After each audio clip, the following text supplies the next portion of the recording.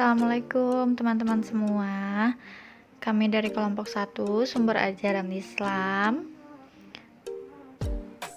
Kita mulai materi dari kelompok 1 yaitu Sumber Ajaran Islam. Kita berdoa dulu ya. Berdoa mulai.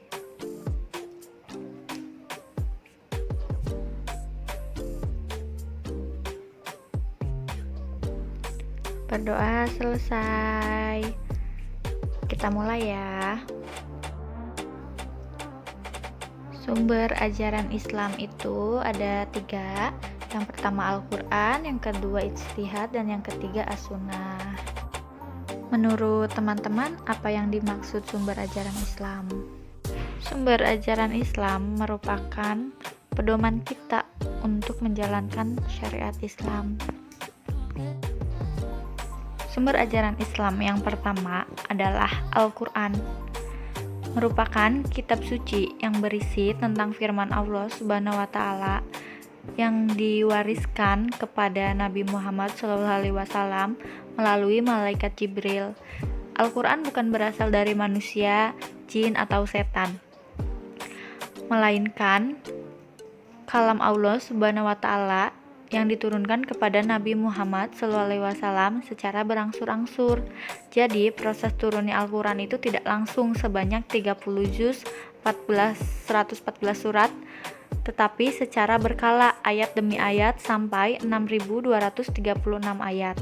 Waktu turun Al-Quran selama 23 tahun, ada pula yang merincikannya selama 22 tahun, 2 bulan, dan 22 hari.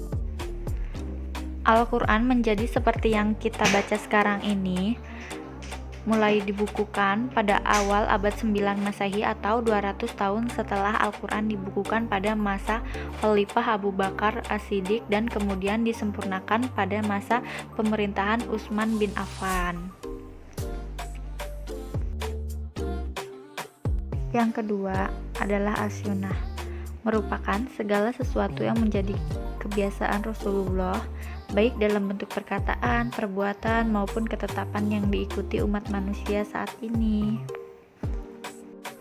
Sumber ajaran Islam yang ketiga adalah ijtihad, merupakan sebuah usaha yang sungguh-sungguh atau yang sebenarnya bisa dilakukan oleh siapa saja yang sudah berusaha mencari ilmu untuk memutuskan suatu perkara yang tidak dibahas dalam Al-Quran, maupun dengan syarat menggunakan akal sehat dan pertimbangan matang. Macam-macam ijtihad itu ada 7. Yang pertama, ijma, adalah kesepakatan para ulama. Yang kedua, qiyas, merupakan penetapan suatu hukum. Yang ketiga, masalah mursalah, adalah penetapan hukum berdasarkan pertimbangan kegunaannya. Keempat, sudud zariyah, adalah pemutusan hukum atas hal yang mubah atau haram. Kelima, istihab, adalah penetapan suatu hukum hingga ada alasan tepat untuk mengubah ketetapannya. Keenam, urif, adalah penetapan bolehnya suatu adat istiadat dan kebebasan suatu masyarakat selama tidak bertentangan dengan Al-Quran dan hadis. Ketujuh, istisah, adalah suatu tindakan meninggalkan hukum kepada hukum lainnya karena adanya dalil syara yang mengharuskannya.